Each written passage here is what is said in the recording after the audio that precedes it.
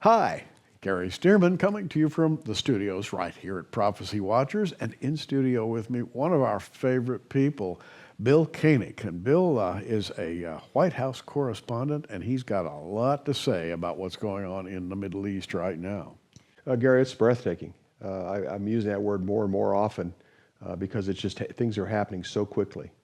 But the thing that we're watching are specific leaders that we've addressed in one of your programs. We're watching closely what Putin's doing, Khamenei from Iran and Rouhani, the president, also Erdogan from Turkey, and what Netanyahu's doing and dealing with, and another leader, Nasrallah, that's the head of Hezbollah, what some of the things he's been saying lately. Now, I'd like to talk about Donald Trump for a minute, because this man essentially came out of nowhere. Although he's been around, he's been a figure, he's been a personality, he's even been a television personality, nobody would have ever pegged him for president. But ever since the day he was inaugurated, he hit the ground running, and he's doing things that are pro-Israel in the Middle East, and that's astonishing. Well, number one, he had Netanyahu to the White House immediately after he became president. He has a close relationship with Netanyahu. His son-in-law has great relationships in Israel, good friends with the ambassador from Israel to the United States, Ron Dermer. This is excellent. But I think of all that said, Gary, is the fact that all the other presidents, or quite a few other recent presidents, have said that they will move the U.S. Embassy from Tel Aviv to Jerusalem. Well, Trump has done it. They said they'd do it. Trump has done it. That is huge. It's huge to evangelicals. It's huge to a statement about the Middle East. And also the fact that he has surrounded himself with a team of people that fully understand the number one threat that Israel faces, the Middle East faces, and our allies in the Middle East, as well as the nations, is Iran. And he's going to do something about it. You can look at a lot of maps today, world maps, Middle East maps, and I do this occasionally, and it's amazing the number of those maps that refuse even to include Israel as a country absolutely. On the map. Yeah, even if we went into the Palestinian Peace Center in Bethlehem, they have a map of just Palestine. Yeah. That's it. Israel's not included. Right. And but what has surfaced lately, especially the last few years, what's interesting, especially after the Iran nuke deal, that was a horrible deal, but at the same time, it brought Israel and the Sunni Arab countries closer together than ever before. They were cooperating. They couldn't trust Obama. They felt that he was moving out of the Middle East, and the Iran nuke deal was horrible.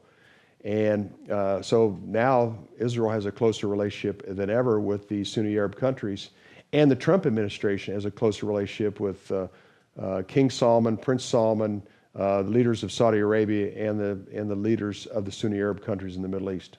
And they're coming together, developing a coalition right now, the United States, Israel, and the Sunni Arabs to stand up against Iran. This is very significant. Biblically, it's significant. At the same time, we're also watching Ezekiel 38 and 39, Russia, Turkey, Iran, Sudan, Libya, Ethiopia, and some people believe, and the former Soviet Union countries in the Caucasian Mountains coming together to develop that Gog-Magog coalition. And then also there's a good possibility of Isaiah 17:1, when the city of Damascus will no longer exist as a city. It will be a heap of rubble.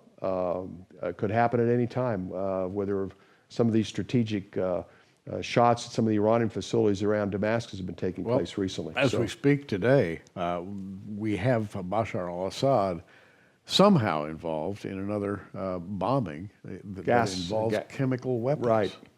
And I don't understand exactly what's going on there.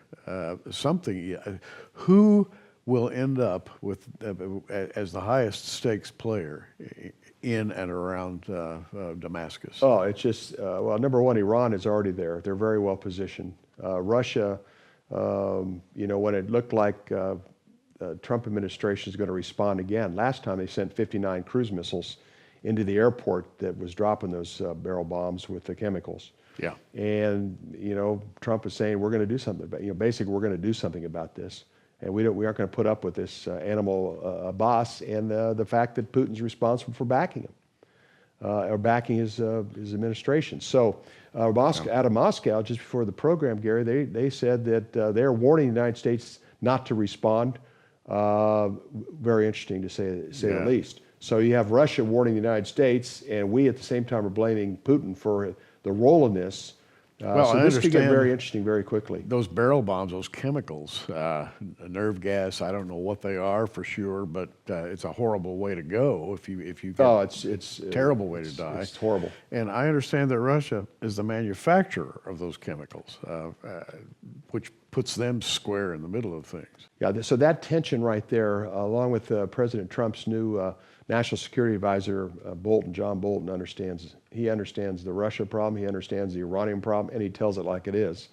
Current CIA Director Mike Pompeo has been selected as Secretary of State. He has to go through a nomination proceeding. Here is a man that graduated top of his class at West Point, head of Harvard Law Review when he got his law degree at Harvard. He's a brilliant guy, a Christian, who's very close to Mike Pence, and probably one of the most outspoken members of Congress against the Iran nuke deal. If he becomes a Secretary of State, which I hope he will, along with the leadership of the Pentagon that is allowed to operate as they need to without going through a chain of command like they had to when Obama was in office. It's a very formidable group that Trump has assembled around him to deal with the threat of Iran, but the interesting component will be the U.S.-Russian relations. You know, Bill, as you rattle off these names, it's almost like we're in a race against time. Yes. Getting these men in office. We must do this. We must do it as quickly as Oh, possible. it is. It's so important. Timeliness is important.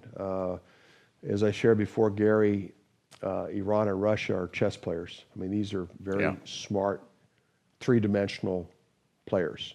Well, and Iran has especially Iran. They have engineers. They have nuclear scientists. They were educated in the West. They're smart people. Very smart. A friend of mine that was with the CIA for 28 years said it's not by chance that the Chinese, the Persians, and Jews have survived the centuries because they're that smart of people. The Persian people actually have a good relationship with the Jewish people in Israel. When the Shah of Iran was in position, they actually admire Israel, and there's vice versa. The relationship between the Persians and the Jews is pretty decent. I mean, it has been decent, but it's the 15% Khomeini and his leadership that controls that country that has kept Iran in a very difficult position over the last few years.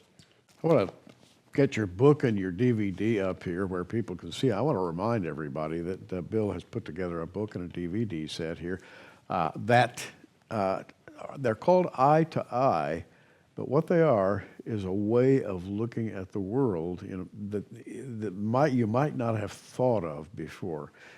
Because God is active in the world. And as you were talking about what's going on in Washington right now, I was thinking, we pray for the peace of Jerusalem. We really need to pray that God's will be done in the United States as well. Pray for those men who are under siege right now. Absolutely. And the concept that you have in Eye to Eye is that God is actively working, and he's working against those people who are against him. When God gave the land of Israel to Abraham, Isaac, and Jacob, Genesis 15:18, those are the boundaries. That's his land. He gave it to the Jewish people. No earthly leader has the right to divide that land. There's Middle Eastern leaders that have tried to conquer the land that had horrible endings to their lives, tragic endings, untimely endings. And also, every time the United States, being a friend of Israel, attempted to divide the land involved in the peace process or the two-state plan, we had enormous catastrophes happen in America the same day or within 24 hours. My Eye to Eye book is updated through Hurricane Harvey. I have 127 catastrophes, most of them billion-dollar events that have taken place when we were applying pressure on Israel to divide their land. Matter of fact, the three hurricanes last summer, Harvey, Irma, and Marie, all fell during the Jewish month of Elul, which is the month of repentance. At the time, the Trump administration behind the scenes was working with Arab leaders on the future of a peace deal with them and the division of Israel's land and possibly the city of Jerusalem. And then these enormous catastrophes happened. So back to the beginning of the peace process in October of 1991, when the perfect storm was sending 30-foot waves into President Bush's home in Kennebunkport, Maine, as he's calling on Israel to leave Judea, Samaria, and East Jerusalem is basically what he's calling on. To the major hurricanes of last year, we've had 127 events. And since the Land for Peace conference began in October of 91, we've had $175 billion events in America. So that's 70% plus of these major catastrophes in America have a connection, they corresponded at the time we were pressuring Israel to divide their land. Very interesting. You can see that Bill's been doing a lot of thinking, but to say the least. It's fascinating to watch this every time, Gary. Even people that have been skeptic, they start watching, they go, wow, we just had a record event. What were we doing to Israel at the time of that record event? And they start seeing this, and all of a sudden they are not skeptics anymore. And I want to mention something else. Daily, you need to cover Bill's website. You've got a terrific website. You keep track of global events. Day in, day out, 365 days a year.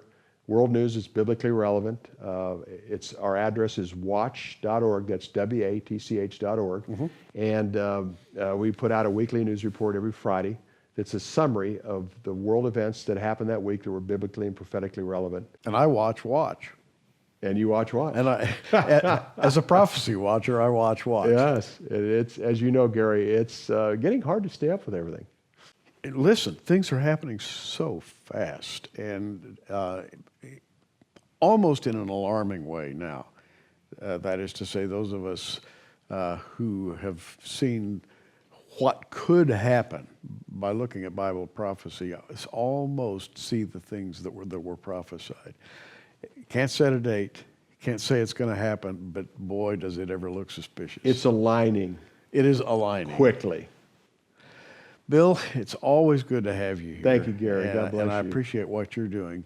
Keep track of Bill's website. You're going to find some phenomenal stuff there. Bill Koenig, White House correspondent and faithful Christian, and let's continue to pray for not only Jerusalem but for our leaders in this country. Absolutely, they need our prayers, Gary. Thanks. God bless. I'm Gary Stearman. You keep watching. We are. Thanks for joining us on Prophecy Watchers. You can find us on the web at prophecywatchers.com, where you can sign up for our free email newsletter, or follow us at facebook.com/prophecywatchers. In the meantime, keep watching, everybody, and we'll see you soon.